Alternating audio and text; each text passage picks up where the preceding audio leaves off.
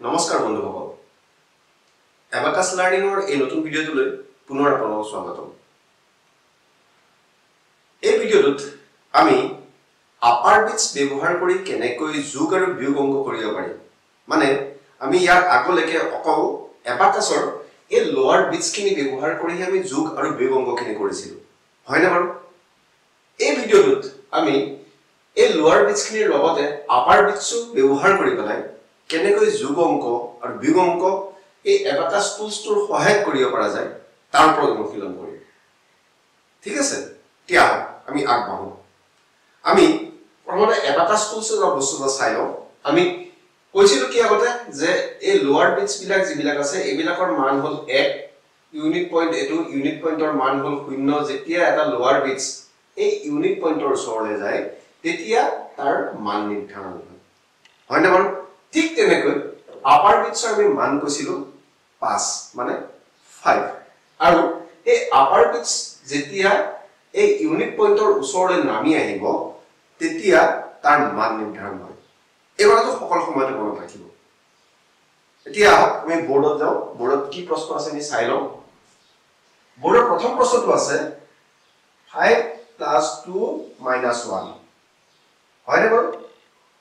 এই প্ৰথম প্ৰশ্নটো 5 + 2 + 1 এতিয়া এই অংকটো আমি এই এবাকাছ টুলছত কেনেকৈ সমাধান কৰিম আহক আমি কৰো আমি এই 5টো পাবৰ কাৰণে কি কৰিব লাগিব হয় 5টো পাবৰ কাৰণে আমি 1 ৰডত ইউনিট পইণ্টৰ ওচৰলৈ আপাৰ বিটছটো এই তৰ্জনী আঙুলি আমি এনেকৈ নমাই দিব লাগিব এই নমাই দিয়াৰ লগে লগে ইয়াৰ মান হ'ব 5 মানে আমি এই 5টো এতিয়া পালো ঠিক আছে এতিয়া ইয়াত আছে এটো +2 এই +2টো কৰিবৰ কাৰণে আমি কি কৰিব লাগিব এই +2টো কৰিবৰ কাৰণে আমি 1 ৰডৰ ইউনিট পইণ্টৰ ওচৰলৈ লোৱাৰ বিট দুটা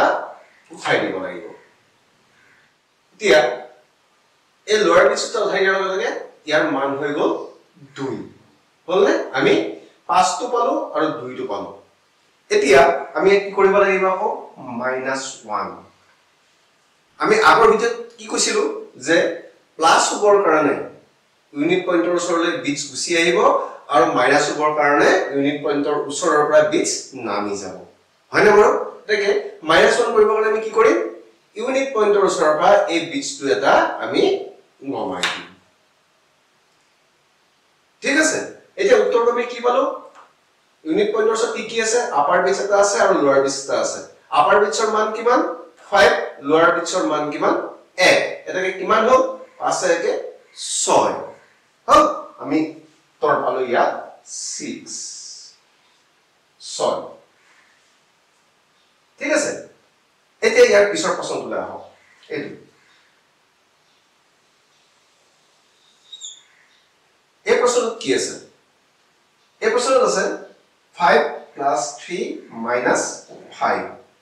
মানে 5 + 3 + 5 হয়নে আহক আমি এই প্ৰশ্নটো টুলছত সমাধান কৰো এতিয়া সমাধান কৰাৰ আগতে আমি কি কৰিব লাগিব টুলছত অংক কৰাৰ আগতে আমি এবাকাছ টুলছটো ক্লিয়াৰ কৰি ল'ব লাগিব ক্লিয়াৰ কৰি ললো এতিয়া আমাক ফাৰ্স্ট কি লাগিব 5 লাগিব এতিয়া 5ৰ কাৰণে আমি কি কৰিম 5ৰ কাৰণে আমি 1 ৰডত ইউনিট পইণ্টৰ ওচৰলৈ আপাৰ বিটছটো নমাই দিম এটো হৈ গ'ল 5 এতিয়া ইয়াৰ লগত আমি কি প্লাস কৰিব লাগিব প্ৰশ্ন কি আছে +3 ঠিক 3 কৰিবৰ কাৰণে কি কৰিম ইউনিট পইণ্টৰ ওচৰলৈ লোৱাৰ বিটছ আমি আকৌ তিনটা এনেকৈ উঠাই দিম এটো হৈ গ'ল 5 আৰু 3 এতিয়া কি মাইনাস কৰিব লাগিব আকৌ কোৱেশ্চন কি আছে -5 ঠিক -5 কৰিবৰ কাৰণে আমি কি কৰিম আকৌ ইউনিট পইণ্টৰ ওচৰৰ পৰা এটো আপাৰ বিটছটো আমি আকৌ ওপৰলৈ উঠাই দিম তেতিয়া এটো হ'ব -5 কাৰণ আপাৰ বিটছৰ মান কিমান 5 সেই কাৰণে আপাৰ বিটছটো আমি উঠাই দিম ঠিক আছে এতিয়া উত্তৰ কি পালো আমি উত্তৰ পালো এতিয়া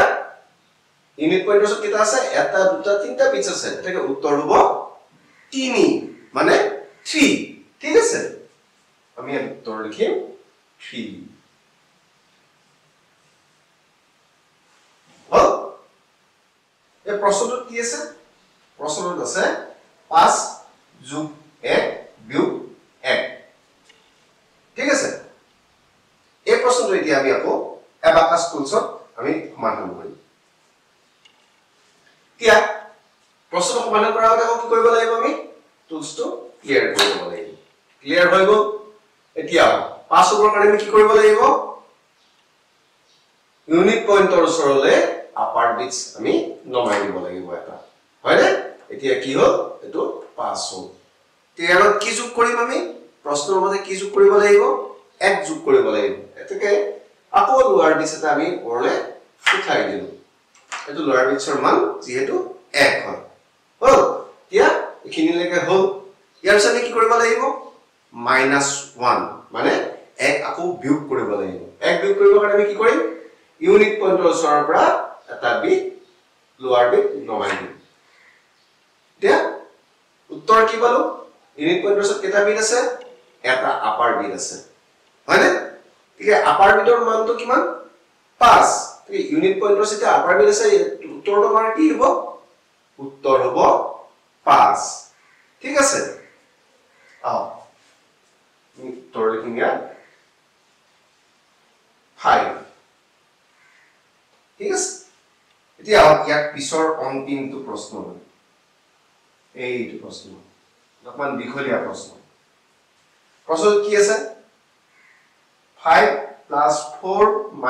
3 + 2 ঠিক আছে আমি এই প্ৰশ্নটো ইয়া এবাকাস টুলছত সমাধান কৰিম সমাধান কৰাৰ আগতে আমি এইটো টুলছটো ক্লিয়াৰ কৰি ললো এতিয়া আমাক লাগিব কি প্ৰথমতে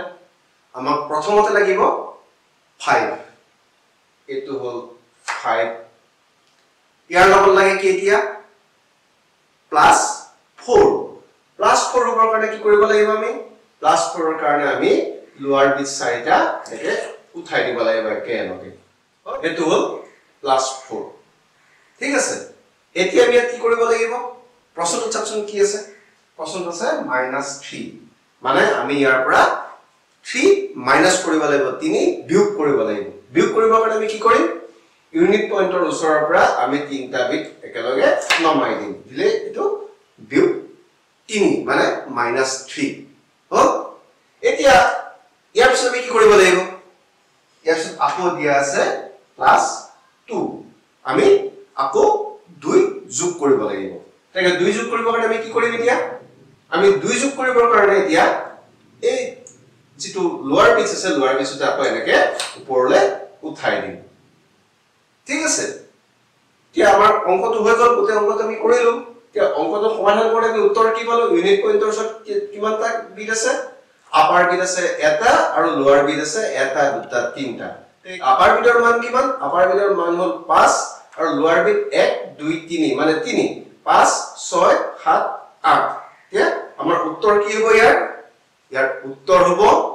8 ঠিক আছে আমাৰ এই প্ৰশ্ন সমাধান হৈ গ'ল আমি এনেকৈ আপাৰ বিট আৰু লোৱাৰ বিট দুইটা ব্যৱহাৰ কৰি এনেকুৱা ধৰণৰ সৰু সৰু যোগ অংক আৰু বিয়োগ অংক বিলাক সমাধান কৰিব পাৰি আপোনালোকেও এতিয়া কিতাপখনত মন কৰক কিতাপখনত এনেকৈ আপাৰ বিট আৰু লোৱাৰ বিট দুইটা বিট ব্যৱহাৰ কৰি পেলাই কৰিব পৰা কিছু সংখ্যক যোগ অংকৰ অনুশীলন আছে সেই অনুশীলনখিনি আপোনালোকেও কৰক আৰু আপোনালোকৰ ছাত্ৰ ছাত্ৰীকো কৰক আৰু যিমান পাৰে সিমান বেছিকৈ অনুশীলন কৰক যাতে তেওঁলোকে আপাৰ বিট আৰু লোৱাৰ বিট দুইটা ব্যৱহাৰ কৰি কৰা যোগ অংকখিনিৰ ক্ষেত্ৰত অত্যাধিক পাৰগত হৈ পৰে ঠিক আছে ধন্যবাদ